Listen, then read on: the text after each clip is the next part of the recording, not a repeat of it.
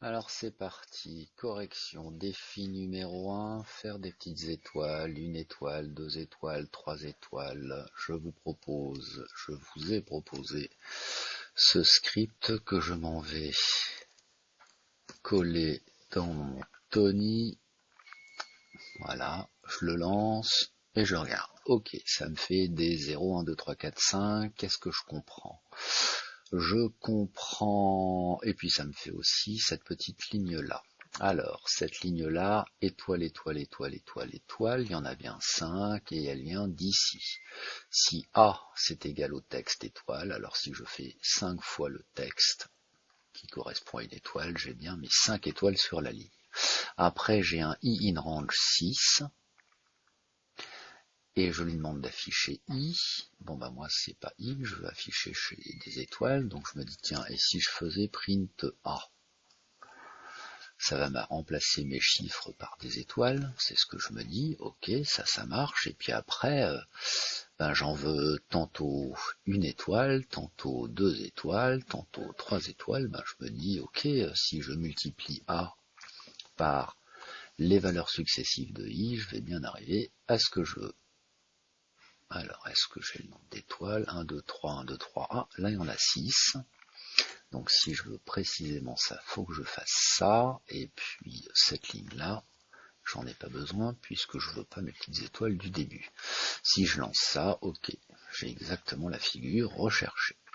Ça, c'est bon. Donc, défi numéro 1, plié. Défi fonction.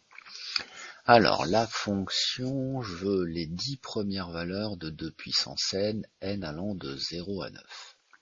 Ok, je vais prendre ça, hop, je copie, je m'en vais dans mon shell, je colle, je vais nettoyer clic droit, mon shell, pardon, et c'est parti. Alors si je lance ce programme, qu'est-ce que je comprends? Ça m'affiche un 16 et un 16.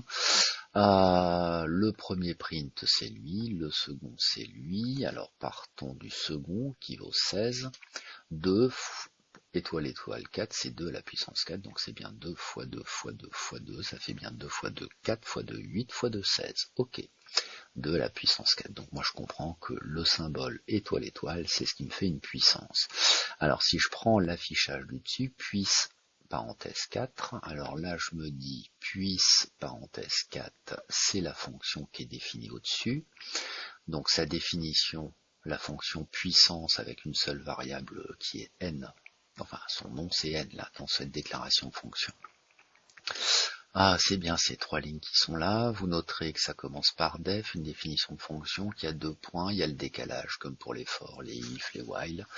Et une fonction se termine par return, et return ça vous retourne quoi? Ce qui est entre parenthèses ici. Donc ça vous retourne le contenu de la variable résultat, et résultat c'est calculé ici, c'est 2 puissance n. Donc je comprends bien que si je fais puissance de 4, ça veut dire que n, alors puissance de 4, le puissance, il va le récupérer dans la fonction ici, le 4 c'est la valeur que prendra n pour ce calcul-là. Donc n ça vaut 4 et 2 puissance n, donc 4, ça fait bien 2 puissance 4, donc ça fera bien 16 mis dans résultat et retourné par la fonction, donc ici il y aura bien 16 et ça sera bien affiché avec le print. Si je fais le mode debug, voyons comment ça marche. Donc là je vais pouvoir traiter toute ma fonction et puis là maintenant je vais faire étape par étape. Ici, il veut afficher quoi? Puissance 4, donc il dit 4, 4 c'est la valeur de n.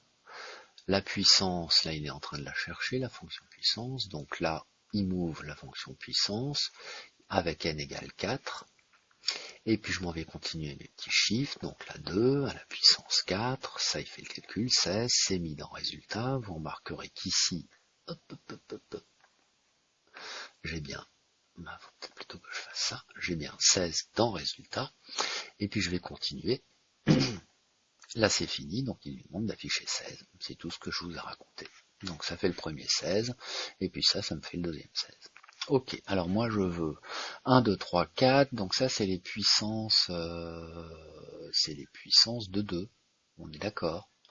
2 à la puissance 0, ça fait 1. 2 à la puissance 1, ça fait 2. 2 à la puissance 2, ça fait 4. Ok, si je veux ce genre d'affichage, moi je pense tout de suite à une boucle. Donc je vais faire for i in range. In range quoi? De 0 à 9. Donc il m'en faut 10. Hein. Les 10 premières puissances, ça se finit par 2 points. Je fais attention au décalage. Ben, ma foi, je n'ai qu'à écrire le print. Le print, moi j'ai bien compris que c'est puisse. Et puis au pif, je vais dire c'est i. I, ça va prendre la valeur 0.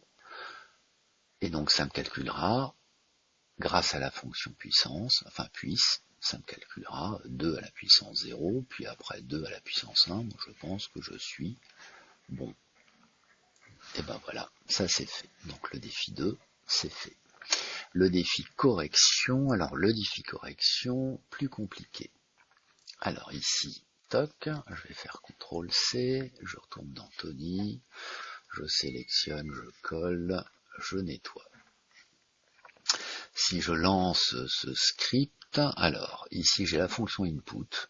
Alors la fonction input, hein, ça vous affiche dans le shell le texte qui est saisi là. Peut-être agrandir un peu, voilà. Et puis input, ben ça c'est une demande dans le shell pour que l'utilisateur fasse un truc, donc saisir une valeur. Je vais mettre par exemple, on me demande de mettre 2, ben, je vais mettre 2. Et puis je vais appuyer sur entrée, donc j'ai bien saisi le 2 dans le shell, toc, et puisque j'ai saisi 2 dans le shell, et que c'est une fonction input, donc cette valeur saisie est mise dans la variable valeur vaut 2, c'est ce qui a été fait ici, et puis après, ça me fait triple une autre variable, c'est valeur fois 3, et dans triple, en fait je vois 2, 2, 2. Vous remarquerez les petits guillemets, et les petits guillemets doivent vous faire penser à du texte. Donc effectivement, si je fais un type valeur, je me rends compte que le retour de cette commande là, c'est une classe string. String, c'est texte. Par exemple, si je fais un type, si je mets 2, moi, un chiffre, le retour d'un chiffre, c'est classe integer. Si je faisais un type 2.3 ou 45, pardon, avec un point, avec un point, j'ai dit 45, hop, là ça me fait une valeur flottante. C'est un nombre, c'est un chiffre avec une virgule. Ça, int, c'est un chiffre entier. Donc moi j'ai un problème, c'est que je veux... Donc en fait il a pris là, pour m'afficher mon 2, 2, 2, c'est qu'il a pris le 2 comme du texte, et il additionne le texte 2 3 fois. Enfin il additionne, il le multiplie par 3, donc il l'affiche 3 fois, donc il le concatène, il l'assemble. D'où le 2, 2, 2 qui apparaît là. Et ça, c'est juste parce que un input, ça vous renvoie toujours une valeur texte. Bon, ben alors moi, en cherchant sur Internet, en tapant sur Internet,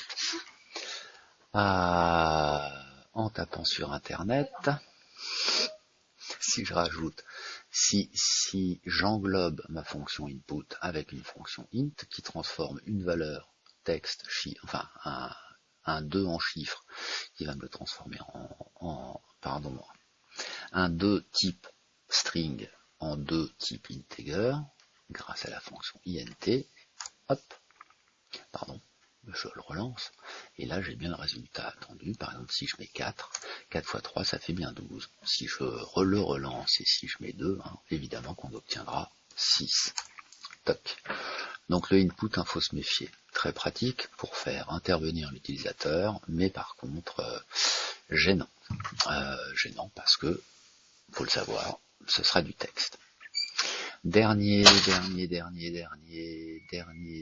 défi numéro 1, carré d'entier. Ok, je veux une suite d'entiers, pop, pop, pop. Donc là, je reprends mon script. Donc c'est pas le dernier, c'est l'avant-dernier. CTRL-V. Alors, je vais nettoyer mon shell. Je lance. Alors, ça me fait un carré de 0. Je vais essayer de le comprendre. Ici, je mets 0 dans n. Ok, je fais une boucle i5. Et puis, je fais une boucle dans la boucle avec j de 5 lignes aussi. Si je lance le mode debug, alors là, ça va me faire 0 dans n, c'est fait. Ici, je vais pas faire F6, mais je vais faire F7 parce que je veux traiter tous les éléments de la boucle. Donc là, je rentre dans la première boucle. Alors ça va faire, je je vous le fais, hein. Ça prend range, ça valait 0 à 5 exclu. Là, il est en train de nous dire qu'il va mettre 0 dans i. Hop, c'est fait. Si je regarde ma fenêtre variable. Carré, c'est une liste, hein, c'est entre crochets. Donc ça, c'est une liste qui ne contient rien. Donc c'est une liste vide. Donc là, il va me la traiter. Toc, d'où une liste carrée, valeur aucune dedans. Après, il fait une sous-boucle. Donc ça, c'est intéressant. Je vais rentrer dedans. Ici, ça va mettre 0 dans j. C'est fait, ça fait n égale n, ça met donc la valeur de n dans n, donc ça sert pas à grand chose, mais ça met 0 dans n, ça le confirme, et puis après, là, le carré append, ça ajoute à ma liste carré la valeur de n, donc là, vous allez voir ici le petit carré qui va prendre, donc ok, une liste vide, ça va lui mettre 0 dedans, hop, c'est fait. Donc maintenant, je vois mon 0 apparaître, et puis après, ben, il a fini sa boucle, donc il va remonter au j, hein, et il fait la nouvelle valeur de j, donc ça va mettre un deuxième 0 dans j. Toc, et puis ça va le faire un certain nombre de fois, à savoir 5 fois. Donc quand j'aurai 5 0 dans j, attention, ça c'est le dernier, hop, là il a fini la boucle j, et donc il affiche carré, donc ma ligne qui contient 5 0, ça, il me l'affiche, toc, et après il remonte sur le i, et il fait i égale 1, il refait le même truc, il réinitialise ma boucle, ma liste carrée, et puis il recommence, donc il va me faire à nouveau 5, 0, etc., etc., etc. Ok, donc j'ai compris, moi c'est pas ce que je veux du 1, 2, 3, 4, 5. Donc moi je me dis, bon bah ici il prend toujours la même valeur de n pour le premier élément, pour le deuxième, pour le troisième, mais si moi je lui dis, je comprends en fait, là ce que vous deviez comprendre, c'est que c'est ici que se trouve, pardon, c'est ici qu'est créée la valeur, et elle est ajoutée juste après dans ma liste carrée, qui ne correspond qu'à une liste avec 5 valeurs. Donc là, moi je lui dis, si je lui fais n plus 1, je teste, hein, et puis je lance, et puis, bah tiens, je me dis, cool, ça tombe pile poil comme il faut. Dernier défi, qui s'inspire beaucoup de celui-là, donc je vais cliquer dessus, je m'en vais. Alors moi ce que je veux, c'est le triangle de Pascal. Vous regarderez sur internet si vous ne savez pas ce qu'est le triangle de Pascal. Accessoirement, je vous ai mis un lien. C'est un triangle avec des valeurs numériques. Ce 3, il est calculé avec l'élément du dessus et l'élément du dessus et de la colonne d'avant. 1 plus 2, ça fait bien 3. 10 plus 5, ça fait bien 15. Ce 10 là, celui-là, c'est bien le résultat de 4 plus 6, ça fait bien 10. Donc quand on a compris ça, je retourne ici. Alors ce script, mon script, que me donne-t-il? CTRL V, oui, je nettoie, je lance. Il me donne ça. Est-ce que ça me donne ce que je veux? Non, ça fait 1, 2, 1, 1, 2, 3, 1, 1, 2, 3, 4, 1. Donc en gros, les éléments, il y a des 1 tout le temps. Ça c'est à cause du if. Si j égale i, n ça vaut 1. Si j est plus grand que i, ça vaut 0. Donc ça va expliquer mes 0 qui sont là. Et puis le contenu des 2, des 3, des 4, ben ça vient du n est égal à n plus 1. Je constate aussi, j'ai une liste carré qui est vide ici, et j'ai une liste ligne qui est vide. La liste ligne, où est-ce que je la remplis? Ben, je cherche le append. La liste ligne, je la remplis ici, avec la valeur de n qui est calculée juste au-dessus, ou celle-là.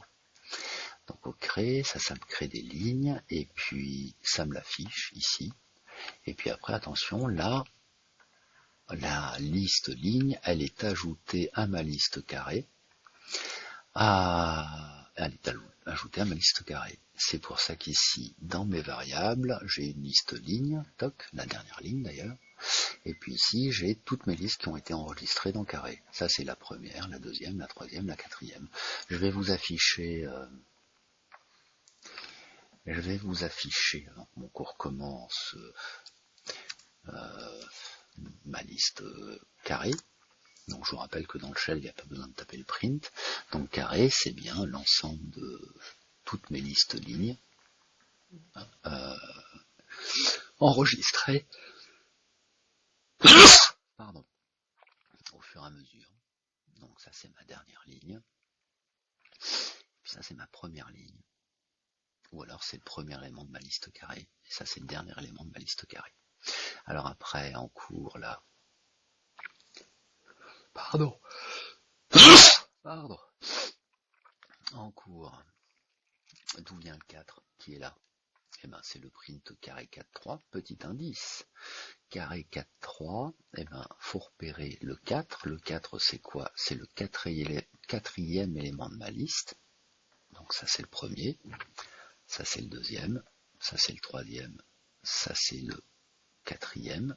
Et je viens de faire une bêtise, il faut se rappeler que les listes, l'index des listes, c'est comme les boucles par exemple, ça commence toujours par 0, donc ça c'est la ligne 0 de ma liste carrée, la 1, la 2, la 3 et la 4, donc ça c'est bien le carré 4, et le petit 3, c'est donc le troisième élément de cette liste, c'est pas le troisième élément, c'est l'indice numéro 3 de l'élément de la liste de la liste carrée d'index 4. Donc quel est l'index 3 de cette liste là que je viens de sélectionner, sachant que ça commence par 0. 0, 1, 2, 3. Ok, donc j'ai compris que le carré 4, 3, c'est le carré. C'est l'élément index 4 de ma liste carrée en index 3, deuxième position. Je ne sais pas si vous me comprenez. Bon, en gros, moi, ici, bah tiens, je vais pouvoir prendre ça. CTRL C. Et je vais remplacer ça. Moi, je sais que la valeur de n que je veux rajouter dans ma liste, la ligne, pour que ça s'affiche, pour que ça remplace ce 2, ce 3, ce 4, en fait, c'est l'élément d'avant et de la ligne du dessus et de la colonne d'avant. Ben moi, ligne, j'ai compris que c'était I, et d'avant, je vais faire -1, et la colonne, j'ai compris que c'était J, et je vais faire -1. Ok, si je fais ça, ça me donne quoi? Ça me donne ça. Bien. Mais je dois lui ajouter l'élément plus, enfin déjà ce qui me plaît c'est qu'il n'y a pas d'erreur. Je dois lui ajouter l'élément de la ligne d'avant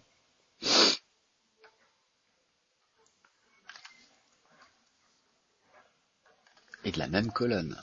Alors la ligne d'avant c'est I-1, et de la même colonne c'est J. Toc toc. Et donc ça, si je le lance, bah, ça me fait ce que je veux. Si je veux, bah, par exemple, les 10 premiers coefficients de l'identité remarquable A plus B puissance 10, et ben j'ai qu'à remplacer ici 10, et ça va vous faire un carré beaucoup plus grand, mais ils sont là vos coefficients. 1, 9, 36, 84, 126, 126, 84, 36, 9 et 1. Toc. D'ailleurs, j'aurais pu, vous voyez la symétrie, hein.